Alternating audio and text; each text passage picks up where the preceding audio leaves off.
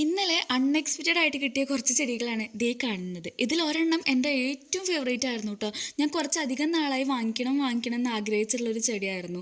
ഞാൻ മുന്നേ നഴ്സറിയിൽ പോയപ്പോൾ അവിടെ ആ ചെടി ഉണ്ടായിരുന്നു, പക്ഷെ നല്ല വലുതായിരുന്നു കേട്ടോ. അതിനെ കൊണ്ടുവരാനുള്ള ബുദ്ധിമുട്ടും അതുപോലെ തന്നെ പിടിപ്പിച്ചെടുക്കാനുള്ള ബുദ്ധിമുട്ടും കാരണം ഞാനത് ഒഴിവാക്കിയതായിരുന്നു. എന്തായാലും അത് കിട്ടിയപ്പോൾ എനിക്ക് ഒരുപാട് സന്തോഷമായി കേട്ടോ. വേറെ ഒന്നുമല്ല, നമ്മുടെ ഹണീസിക്കിളാണ്. പിന്നെ ഒരു ചെമ്പരത്തിയും റോസും ആണ് ഉണ്ടായിരുന്നത് കേട്ടോ. രാവിലെ നോക്കിയപ്പോൾ ഈ ചെമ്പരത്തിയുടെ പൂവൊക്കെ വിരിഞ്ഞിരിക്കുന്നുണ്ട്. നല്ല കളറായിരുന്നു കേട്ടോ. ഈ ഒരു കളർ വീട്ടിലില്ല, പിന്നെ ഈ ഒരു സൈസിലുള്ള ചെമ്പരത്തിയും ഇല്ല കേട്ടോ. അപ്പോൾ നമ്മൾ രാവിലെ തന്നെ ചെടികളൊക്കെ വെച്ച് കൊടുക്കുകയാണ്. ദേ ഇതാണ് ഞാൻ പറഞ്ഞ ഹണീസിക്കിൾ. ഇതിന് ഒരുപാട് കളേഴ്സ് ഉണ്ട് കേട്ടോ. ഇതിപ്പോൾ ഒരു ഓറഞ്ച് കളറാണ്. പൂക്കളായിട്ട് നിൽക്കുന്നത് കാണാൻ ഒരു പ്രത്യേക ഭംഗിയാണ് കേട്ടോ. നിറയെ ഇങ്ങനെ കൊലകളായിട്ട് പൂക്കൾ ഉണ്ടാവും. അപ്പോൾ എന്തായാലും ഞാൻ ആ ഒരു ചെടി വെച്ച് കൊടുത്തു കേട്ടോ.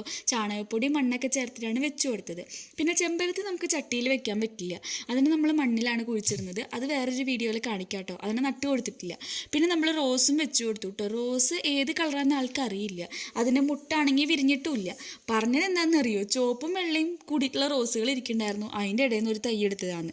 എനിക്കാണെങ്കിൽ അത് അത്ര അങ്ങോട്ട് ഇഷ്ടമായില്ല കേട്ടോ. അതത്ര ഹെൽത്തി ആയിട്ടുള്ളൊരു പ്ലാന്റ് അല്ല. പിടിച്ച് കിട്ടിയാൽ മതിയായിരുന്നു എന്നൊക്കെ പ്രാർത്ഥിച്ചാണ് ഞാൻ വെക്കണത്. എന്തായാലും നമ്മുടെ ഹണീസിക്കിളും റോസും വെച്ച് കൊടുത്തു. പിന്നെ ഈ ഒരു ഏരിയയിൽ മുന്നേ നിറയെ ചെടികളായിരുന്നു കേട്ടോ. പിന്നെ അതൊക്കെ നമ്മൾ മീതയ്ക്ക് കൊണ്ടുപോയതായിരുന്നു. ഇപ്പോൾ ഈ ചെടികൾ വന്നപ്പോൾ എനിക്ക് ഈ ഒരു ഏരിയയിൽ വീണ്ടും അതുപോലെ നിറയെ ചെടികളൊക്കെ വെക്കണം എന്നാണ് ആഗ്രഹം. അങ്ങനെ എന്തായാലും ഇതൊക്കെ വെച്ച് കൊടുത്തു. ഇവരുടെ ബാക്കി വിശേഷങ്ങൾ അടുത്ത വീഡിയോസിൽ കാണാം കേട്ടോ.